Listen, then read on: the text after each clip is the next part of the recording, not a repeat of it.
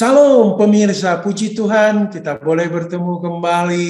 Kami dari ASI Jakarta selalu setia ingin membawa saudara-saudara dalam pendalaman Alkitab melalui pelajaran Sekolah Sabat. Sudah ada Pak Fajar ini, apa kabar Pak Fajar? Puji Tuhan Pak Darwis, shalom buat pemirsa dimanapun saudara berada. Kiranya menjadi bagian dalam kehidupan kita semuanya ya. Amin. Ada Pak Adri Kaunang juga, apa kabar Pak Adri? Puji Tuhan, Allah itu kasih dan kekal selama-lamanya. Haleluya. Amin. Ada Pak Tobing juga, apa kabar nih Pak Tobing? Puji Tuhan Pak Darwis, kita semua dalam keadaan baik. Demikian juga pemirsa yang diberkati Tuhan, agar kiranya semua dalam lindungan Tuhan. Amin. Kepada pemirsa kami selalu berusaha untuk menyapa para pemirsa. Jika ada pandangan, kami juga berusaha untuk melakukan yang terbaik. Terima kasih semuanya atas sambutannya. Baiklah, sebelum kita mulai, kita akan berdoa. Kita undang Pak Adri Kaunang memimpin dalam doa. Silakan Pak Adri. Kita satu di dalam doa. Ya Allah, Bapa kami yang ada di dalam kerajaan surga, Allah adalah pencipta, Allah adalah kasih, dan Allah penuh belas kasihan. Kiranya nasihat dari firman Allah ini akan menjadikan berkat dan rencana keselamatan akan menjadi bagian banyak orang. Terima kasih Bapa, terpujilah namamu. Dalam nama Yesus Kristus kami sudah berdoa. Amin. Baik pemirsa dimanapun berada, kita masuk kepada buku pelajaran yang baru di kuartal ini. Dan kita akan bahas mengenai buku ulangan. Dan sebelum kita mulai, saya kira Pak Tobing akan memberikan gambaran apa sih yang akan kita pelajari minggu ini. Silakan Pak Tobing. Baik, terima kasih Pak Darwis. Pemirsa yang diberkati Tuhan, kita memasuki triwulan yang baru dengan fokus utama kita di kitab ulangan pada satu triwulan ini. Dan pelajaran kita pertama berjudul pengantar kitab ulangan.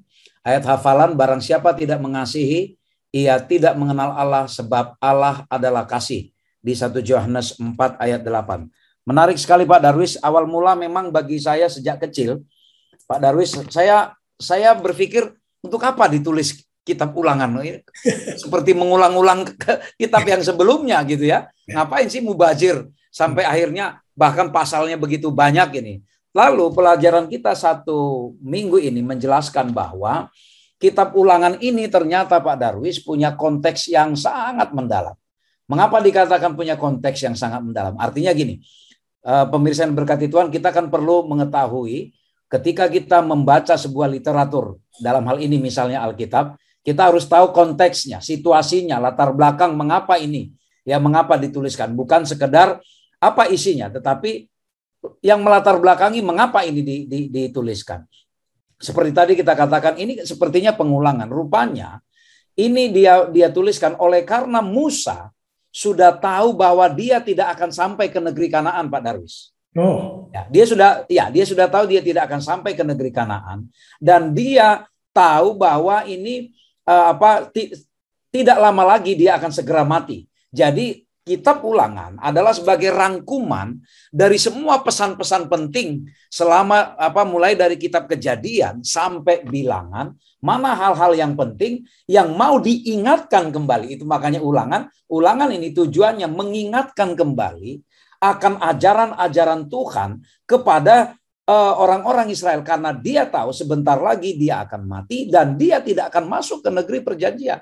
Jangan sampai ketika nanti mereka masuk ke negeri atau ke tanah perjanjian, orang-orang Israel, terutama generasi-generasi yang muda itu, lupa akan pesan-pesan penting. Mengapa mereka harus keluar dari Mesir, lalu apa saja yang Tuhan sudah lakukan. Itulah konteks mengapa perlunya dituliskan kitab ulangan. Lalu apa hubungannya nanti juga dengan ayat hafalan kita yang dikatakan sebab Allah adalah kasih, nanti dijelaskan oleh para panelis. Ya, Allah adalah kasih, apakah ini sifatnya karena Allah mengasihi atau lebih kepada karakter? Nanti kita lihat penjelasan-penjelasan dari para panelis kita. Tetapi itulah yang melatar belakangi mengapa pentingnya dituliskan kitab ulangan. Bukan sebagai sesuatu yang mubazir, tetapi justru menjadi satu pengingat, ya, pengingat kepada orang Israel. Dan ini adalah sebuah kitab pegangan bagi siapapun, ya, bagi siapapun yang akan memasuki negeri perjanjian. Itu pengantar bagi kita dalam satu minggu nih, Pak Darwis.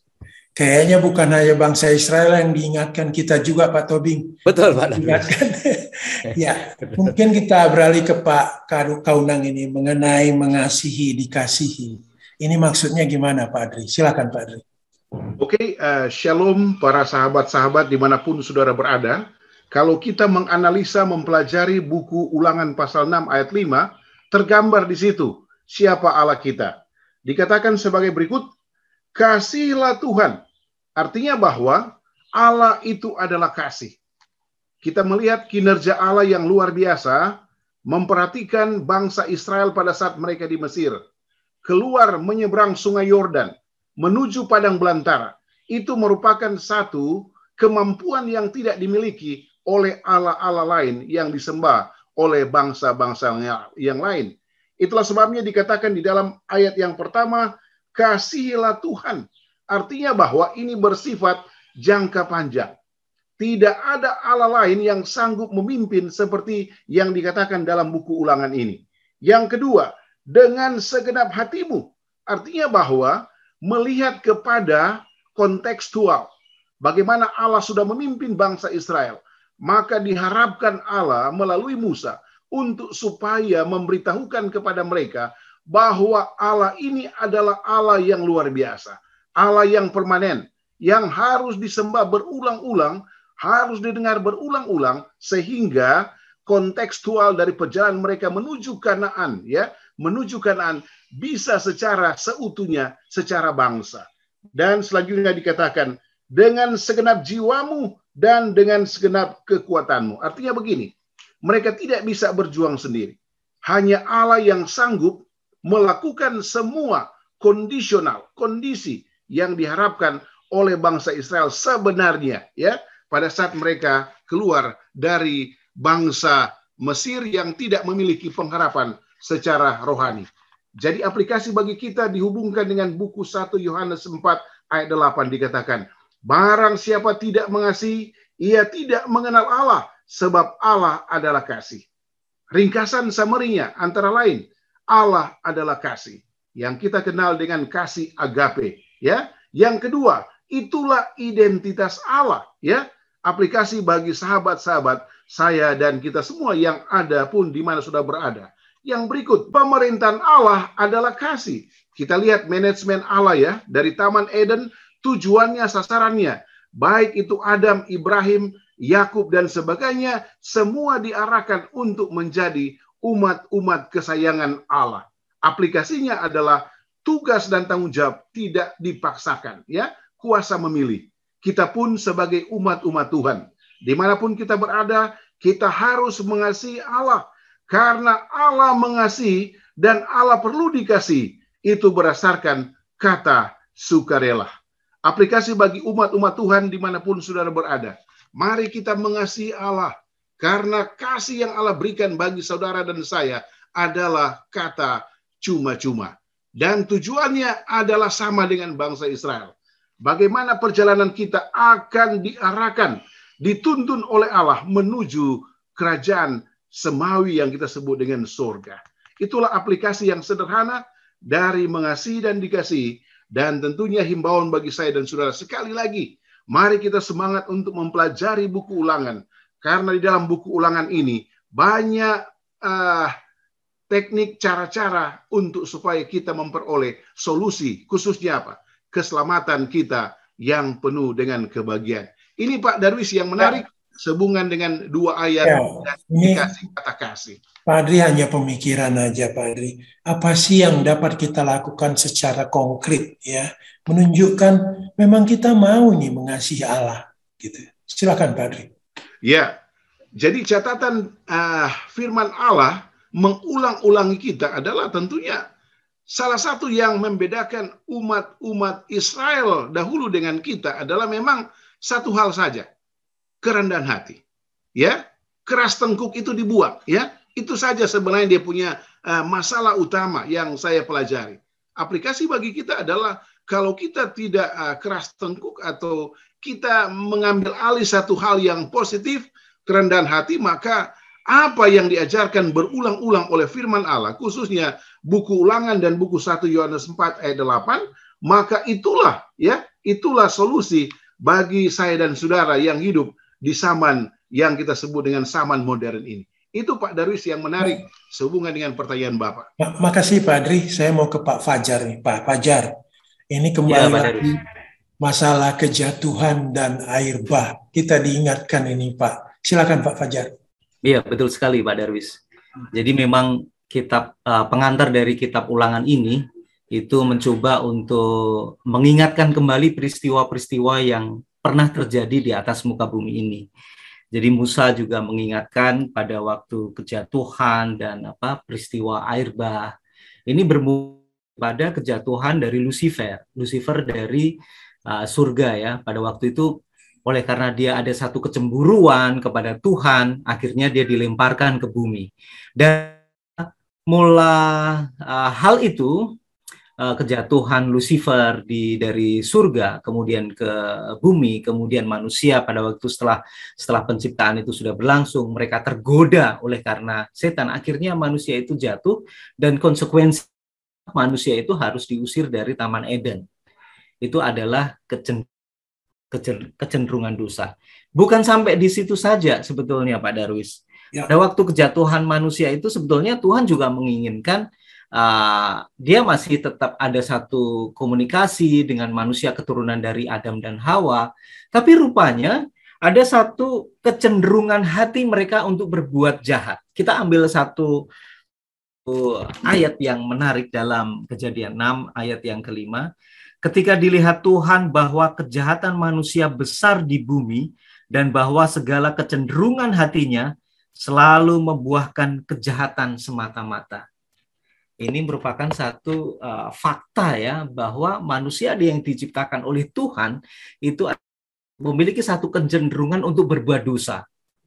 Ya, Adam dan Hawa, dia tidak menurut kepada Tuhan, kemudian keturunan Adam dan Hawa, mereka juga menyembah berhala, mereka lari daripada Tuhan, dan akhirnya mereka Tuhan berencana untuk membinasakan mereka. Dengan apa? Dengan air bah.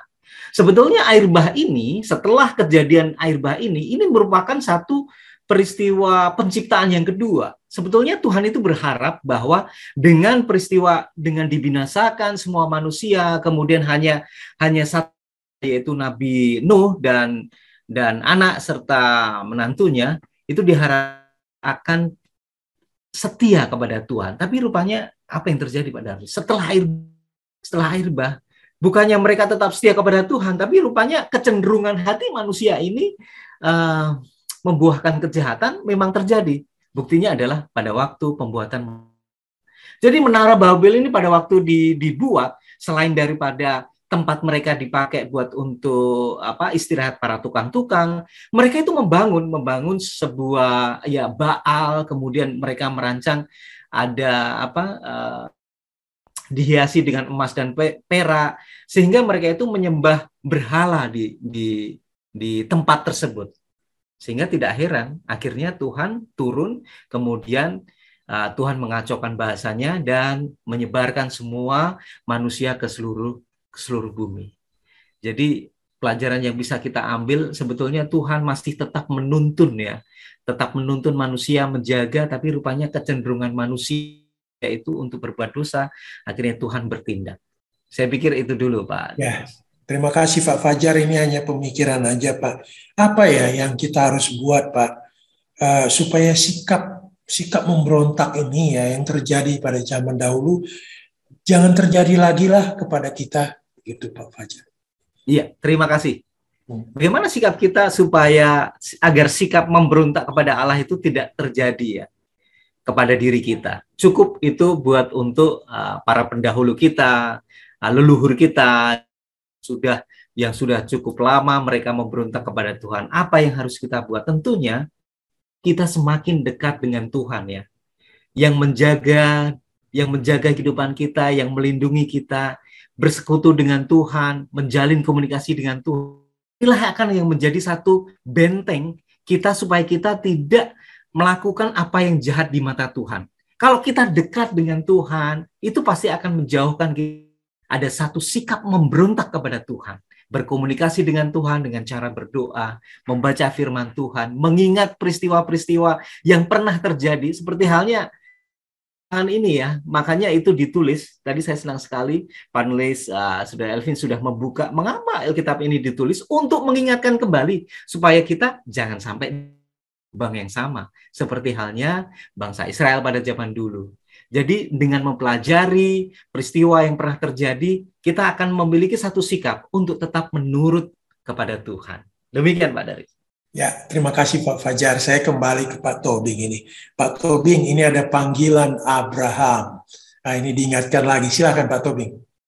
Baik, terima kasih Pak Darwis. Jadi penulis Sekolah Sahabat kita sepertinya sedang mengajak kita untuk mengingat beberapa peristiwa-peristiwa penting di awal-awal yang ditulis oleh kitab Musa. Sekarang kita masuk kepada sebuah peristiwa bagaimana Abram yang kemudian kita kenal sebagai Abraham itu dipanggil.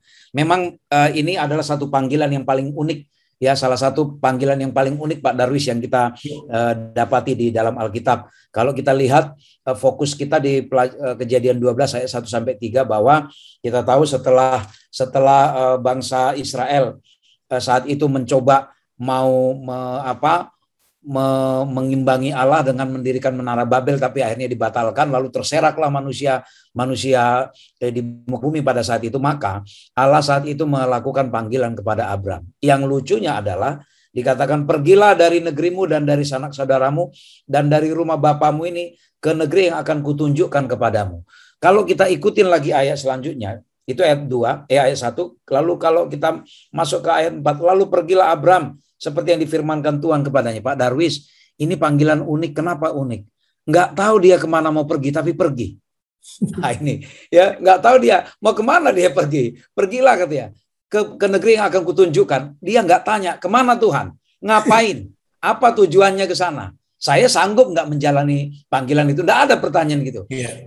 Pergi aja dia Pak Darwis. Ya, pergi saja. Lalu Abraham mendapat 7 janji dari Tuhan, ya, 7 janji di ayat 2 sampai 3. Pertama, aku akan membuat engkau menjadi bangsa yang besar. Ini pun unik ini Pak Darwis di panggilan yang janji yang pertama. Bagaimana dia dibuat jadi bangsa yang besar, sampai setua itu aja dia belum punya anak, ya kan? Lalu setelah punya anak pun dia dapat anak pertama dari gundiknya, kemudian lalu dia dapat anak lagi dari si Sarah istri sahnya, itu pun mau bunuh-bunuhan, tapi katanya mau jadi bangsa yang besar. Bagaimana ini benar-benar unik ini, ya. Lalu yang kedua, dan memberkati engkau, yang kedua, ya. Lalu ketiga, membuat namamu masyhur. Yang keempat, engkau akan menjadi berkat. Lalu yang kelima, aku akan memberkati orang-orang yang memberkati engkau. Yang keenam, mengutuk orang-orang yang mengutuk engkau. Dan ketujuh, olehmu semua kaum di muka bumi akan mendapat berkat.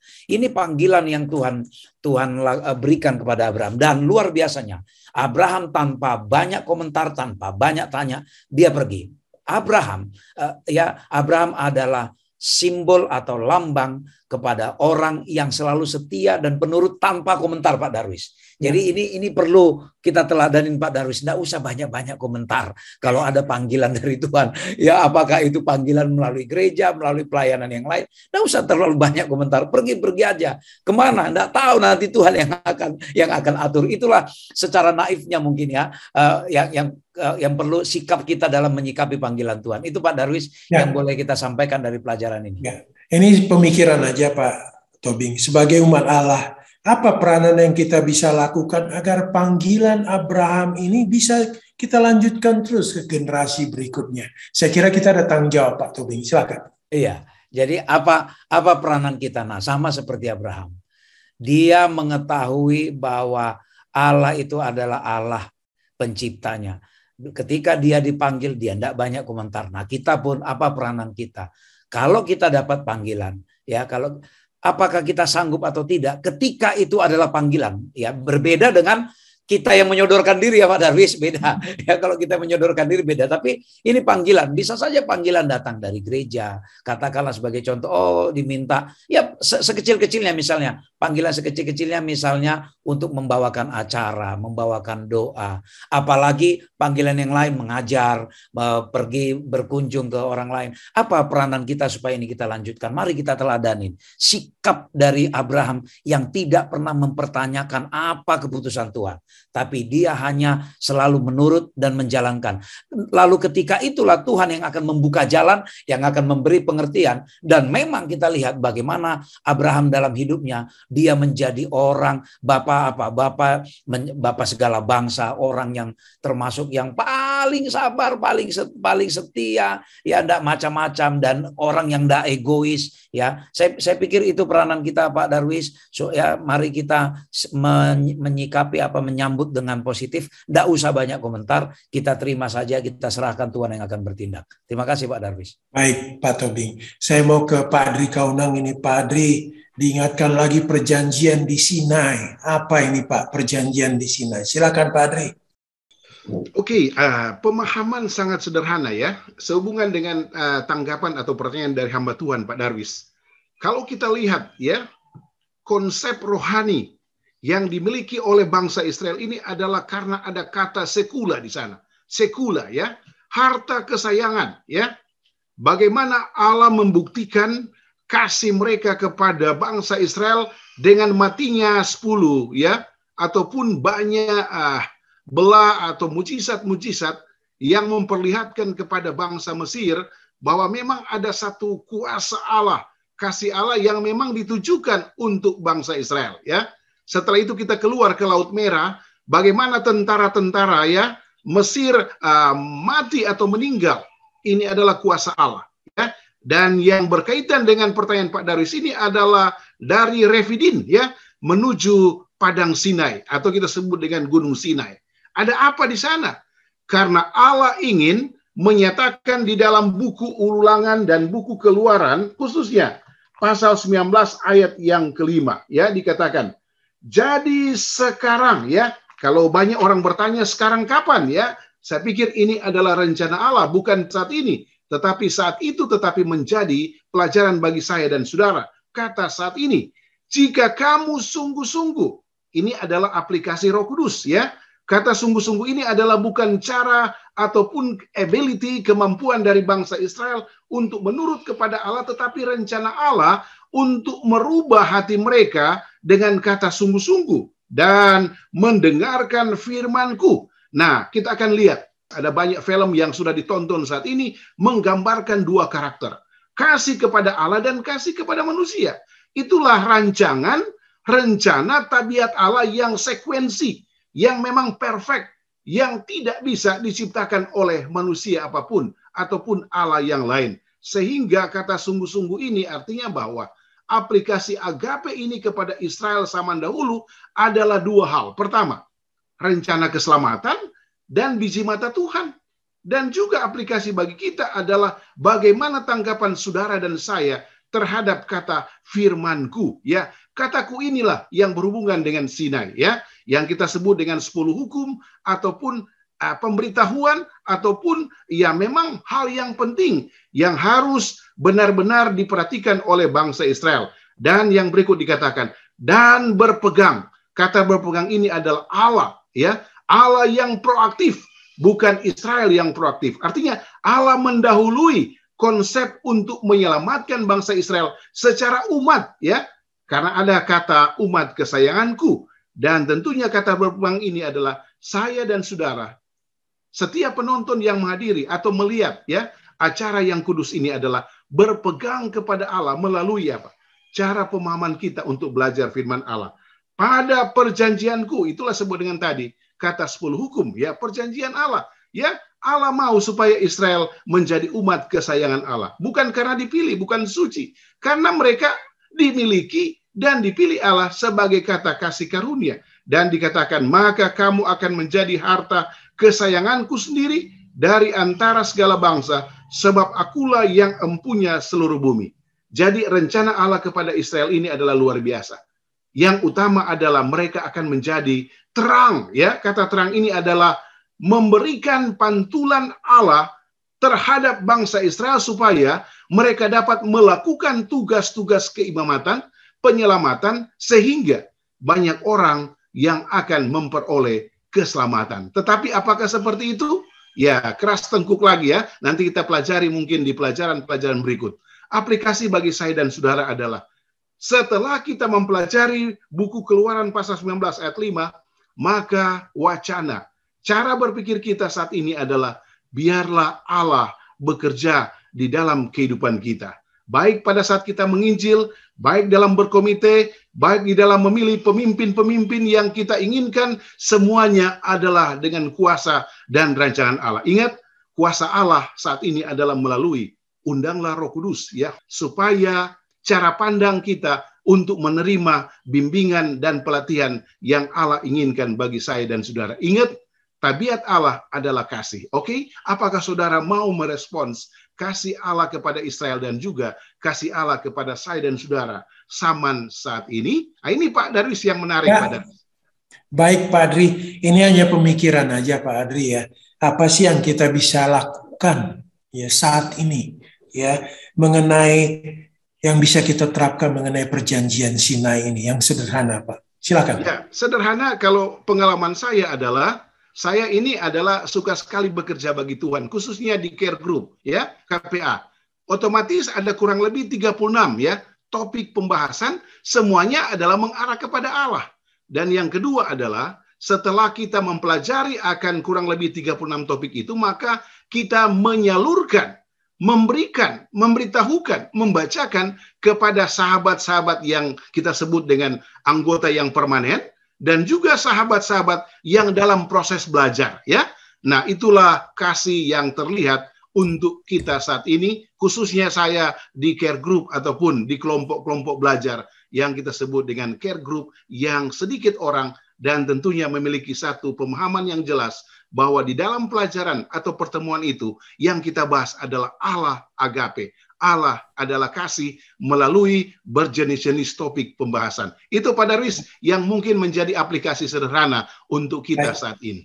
Baik Pak Adri, saya mau kembali ke Pak Fajar ini. Ini topik juga menarik ini. Kemurtatan dan hukum. Wah, ini apa ini Pak? Silakan Pak Fajar. Iya.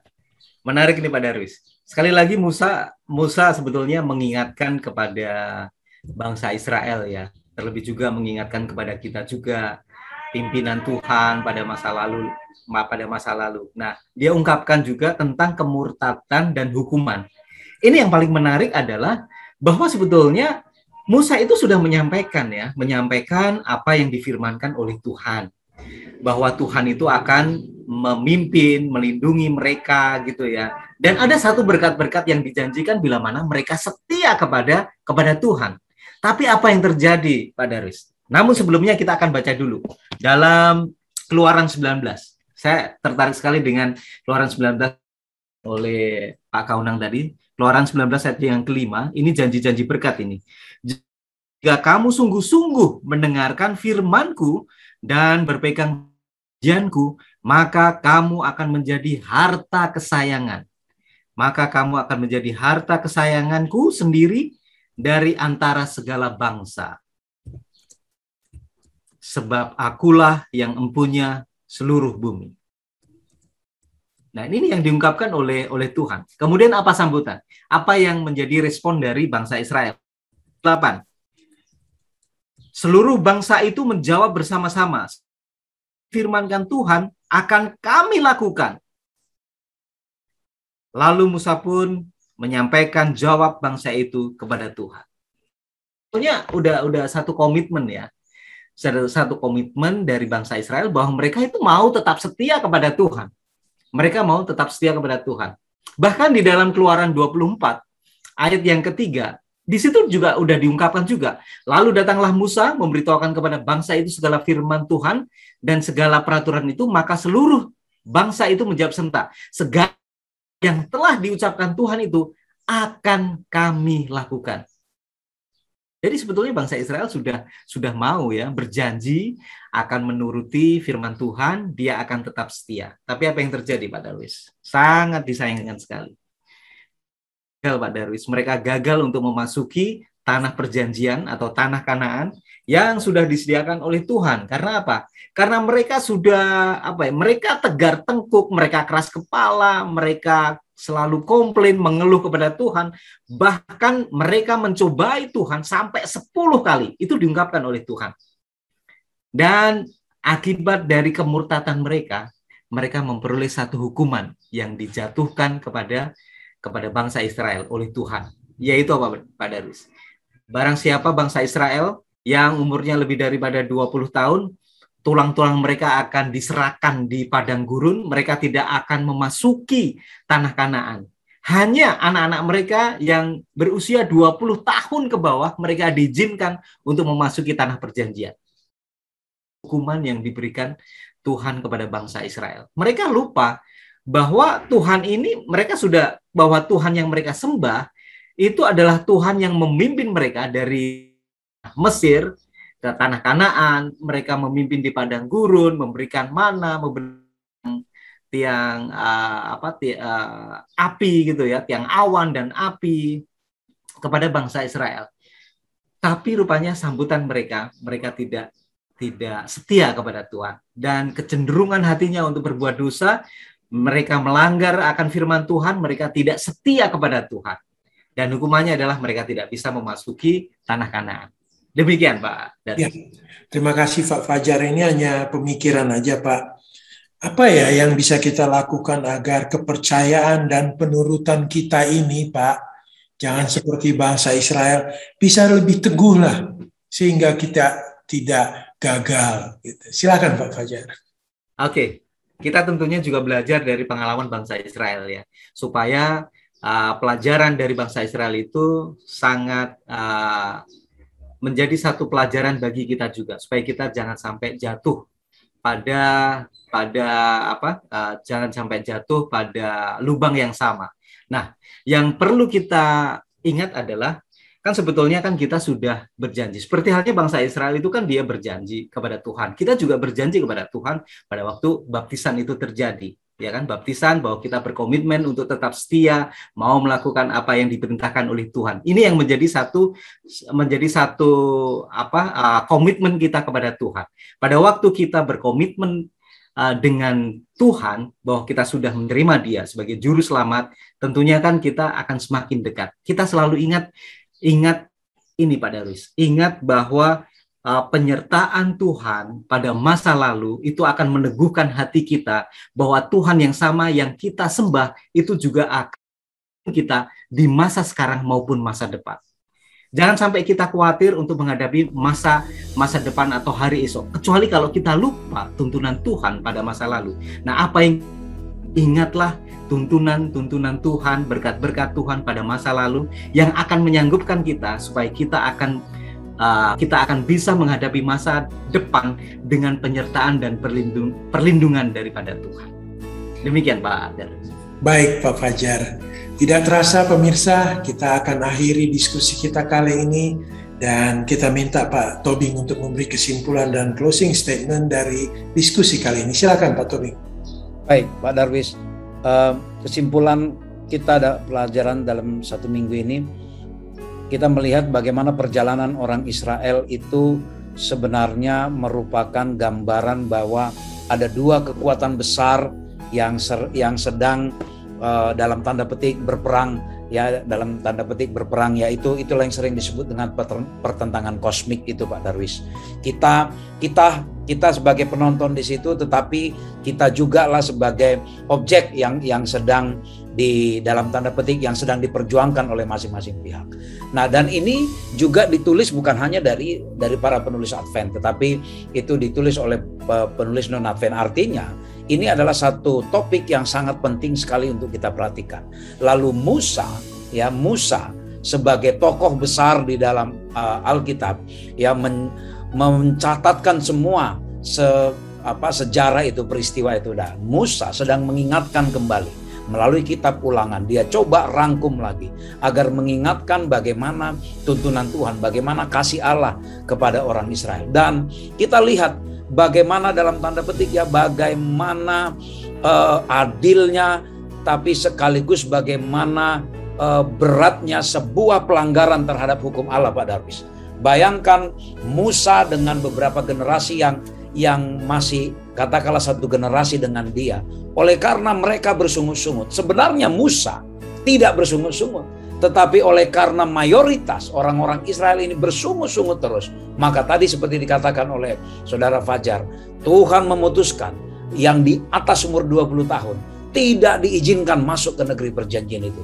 Bayangkan Pak Darwis sudah keluar dari negeri Mesir melalui perjuangan yang luar biasa, hidup di padang gurun, harusnya tidak perlu lama, tapi oleh karena persungutan mereka, akhirnya menjadi panjang perjalanan mereka di padang gurun. Inilah bahayanya persungutan. Kitab Ulangan sedang mengingatkan kepada kita agar kita fokus kepada kasih Allah, fokus kepada bagaimana Allah begitu mengasihi kita, karena kasih itu adalah karakternya Dia. Jangan sampai kita gagal dalam hal memaknai kasih ini, sehingga kita sama seperti orang Israel yang tidak diizinkan masuk ke negeri perjanjian itu. Mari kita ambil kesempatan ini. Tuhan sudah begitu baik, sudah begitu mengasihi kita. Kita berdoa agar kita menjadi pewaris negeri perjanjian yang sudah Tuhan berikan kepada kita. Itulah yang menjadi kesimpulan sekaligus penutup bagi kita, Pak Darwis. Baik, Pak Tobing. Terima kasih Pak Tobing, terima kasih Pak Fajar, terima kasih Pak Adri. Kepada pemirsa juga terima kasih luar biasa pemirsa kami. Baik, kita akan tutup dengan doa yang dipimpin oleh Pak Fajar. Silakan Pak Fajar. Mari kita satu dalam doa. Kembali kami menghadap kehadirat-Mu Tuhan. Terima kasih oleh karena kasih Engkau yang begitu besar yang sudah menuntun kehidupan masing-masing kami. Engkau menuntun kehidupan sampai kami nanti akan memasuki di tanah perjanjian yang Tuhan sudah sediakan, yaitu tanah surga Semawi. Pimpin kami Tuhan, supaya kami dapat boleh mengetahui akan segala kasih yang luar biasa. Dan biarlah kami dapat mempelajari akan pengalaman-pengalaman dari bangsa Israel, sehingga kami tidak akan jatuh pada lubang yang sama, namun kami akan tetap setia di hadapan Tuhan, sampai kami akan memasuki di tanah perjanjian yang Tuhan sediakan bagi kami. Memberkati seluruh pemirsa dimanapun mereka berada. Kiranya kasih karunia Tuhan akan mempersatukan kami dan ajar kami untuk tetap setia sampai Yesus datang menjemput pada kali yang kedua kepada kami semuanya. Doa yang telah sempurna ini kami serahkan semuanya dalam tangan-Mu Yesus Kristus, menebus juru selamat kami. Amin. Amin. Terima kasih para panelis. Tentu terima kasih juga Pak kepada Pak Simon Gumanti yang merekam, mengedit, dan mendistribusikan rekaman ini. Kepada pemirsa, kami mohon kiranya boleh membagikan rekaman ini kepada siapa saja, sehingga semua mendapatkan berkat. Terima kasih. Shalom. Shalom. Tuhan memberkati.